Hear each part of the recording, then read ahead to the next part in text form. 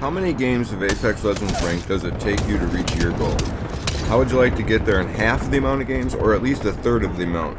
If you're new or don't have 20 hours a day like me to stick into Ranked Apex, then this series is going to be for you guys, and I guarantee you will climb faster without or with good or bad teammates. Let's go get it, you guys. I got a lot to share with you.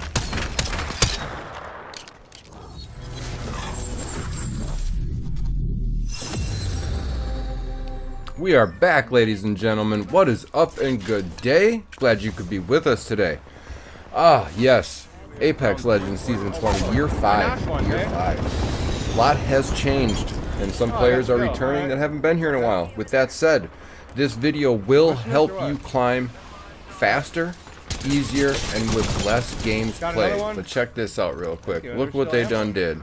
They done gave me the Kraber. They had to do it. Look at that. It's over just like that. It's a wrap. Yes, ladies and gentlemen. The tips and tricks I'm going to share with you guys today is what I use to climb very quickly. I don't play a lot of games, but I climb very fast. Check it out. The things that we're going to go over in today's video are simple, but get overlooked very quickly. And that's, I hate to say it, what loses fights a lot of the time. And they're very simple things, you guys. For instance, this is just a little bonus right here coming up. I'll explain just in a second. Watch fall. Okay, just watch. Now, one other thing. Glitch energy. I bring it up a lot, ladies and gentlemen. It's because I use it and I value their product. I would not bring something onto this channel if I didn't believe in their product. Okay? Now you notice Fault got caught off guard or whatever. She walked out behind a rock, got clipped, right? She has to heal. Where does she walk? Right back out to the same spot. Like, they're not going to look for you to peek. Keep that in mind, you guys. So let's start this one off with a timeless classic. Breaking off the Jump Master. For those that don't know, and for those that just choose not to, you guys are royally screwing it for your team. Please break off the Jump Master after a certain altitude. Okay, don't be lazy. Fly yourself down there. There's a reason we tell you this kind of stuff. You get to the ground much faster, which means you get your weapons before your enemies do. Also, do not, I repeat, do not land on top of your teammates or on the bins that they are landing on. Not only will I be pissed at you, but others will also snap on you for doing this. Just stop doing it. It slows you down so much, you guys. You don't have this clue on how much it slows you guys down. But with that being said, let's talk about a few things here really quick. If you're solo queuing and you're just loading into the game, gauge who your teammates are.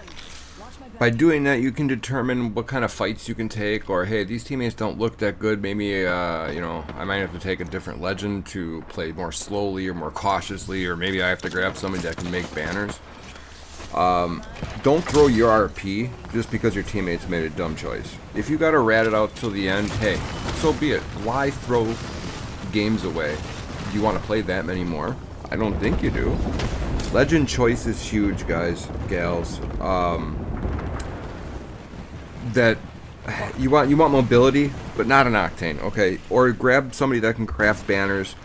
Octane's okay, but he brings nothing value to the team whatsoever except for a jump pad. Pathfinder would be a better choice with banners or something like that. I'm not telling you can't play him, but you don't see him anywhere up in high tier ranks. There's a reason for that. Communication. So many of you do not communicate at all, whatever, in the least. And I'm not just talking pings. Yes, pings help, but if you don't communicate your thoughts with your teams, how will you ever be good enough to make it? You won't. You must communicate, like damage. Hey, all of a sudden this guy's pushing you. How can you tell somebody that with a ping? All of a sudden you yell at your teammate because he did a dumb play. You don't know what just happened. That's all I'm saying, you guys. Okay? Alright, moving forward here. Sharing your loot. I see so many being greedy. It does not help the team win. The whole object of this is to win the game and hopefully get some kills out of it. And climb rank. That's what you're trying to do. If you don't share the loot, say one person on your team has a 3x and none of you else found a 3x and he's not really doesn't have an angle on the enemies. Are you gonna just gonna sit on that 3x, or are you gonna voluntarily say, hey, bro, you got angles? Here, you take this 3 times. You guys got guns, let's go. That right there could have got your team a knock and pushed that fight, all because of a simple decision like that. Okay. For instance, right here, this clip in the background, the charge rifle. These teams were fighting, and I was watching the kill feed and watching a couple of them are getting knocked. I'm like, okay, I only have a charge rifle. I asked my team, hey, are y'all ready? We need to get in there now and clean this up before they even get a chance to loot. Let's get this free RP and then come back here and loot freely because we know nobody else is near us. Which is going to lead me into my next tip, you guys. Timing. Timing, y'all. Timing is crucial. Having patience is a necessity. If you don't have patience in this game, you're not going to climb very far. You need to know what's around you and learn your surroundings in a sense, okay? For instance, right, the whole thing to know is when you're trying to take a fight, or knowing when to back up, when to heal, reset, or rotate, right? Okay. So how about this? If you're about to start a fight for a POI you want, okay? First, do some recon. See how many teams are left. How many fights are near you? Is there anybody that's rotating near you in a sense? Is zone pulling in? Are people going to rotate into you? Yep. Do you have a plan? And do you have a way out if things go bad? If you're unaware of what's around you and you don't wipe a fight in under a minute, you guys, the chance of being third-partied is pretty damn good. Where and when to fight is huge. Huge, you guys. Every second counts. Put it this way: if you're running with a team, for instance, okay, try learning 3 or 4 POIs really well. Stick with landing there and just there. Learn the loot patterns. Learn the area really well, so you can be able to outsmart, outloot, and outplay your enemies when you're being contested on your drop spot. Me and my team, we do that very often. Or if you don't like fighting off rip, remember you can drop by spiders, the prowler den, stuff like that'll get your shields up. Scanning beacons, a lot of the stuff that your legends are supposed to be doing will get you points. Pay attention where Evo caches are as well. God, I cannot talk today. So let's get into rotations. If you're like me and study the paths of dropships, then you're pretty good at calling where zones are going to be.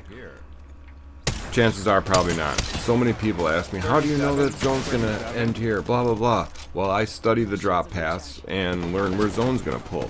That way, my team never has to worry about running a legend that has to scan beacons. If not, I suggest running one of those legends or learn to rotate a little bit better. So many of you guys like fighting in the storm, and I just don't understand why. That is one of the dumbest things you can do. For instance, alright, you see a fight happening in the storm, and you say, "Hey team, let's go clean these guys up," but zone's closing, right? You clean that fight up. Alright, good job, right? Now you run into my team standing on top of the hill there watching the whole fight, and you guys are weak running from that storm. Well, I appreciate the loot you guys just gave us. Stop doing that. It's pointless. Learn to rotate and be more confident in your fights. And like I said, patience, you guys. Patience is key.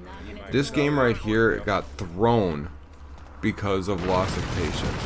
I wasn't IGLing. For those that don't know, that's in-game leader, or the one calling the shots. This game I was not doing that. I was leaving that to our Bloodhound, which apparently was a predator. Not knocking him, he was good. Definitely very good. But his team play was not there. He makes a very bad decision here at the end, and we paid the price for it. You can't win them all, so don't think you can. But have confidence, not cockiness, ladies and gentlemen.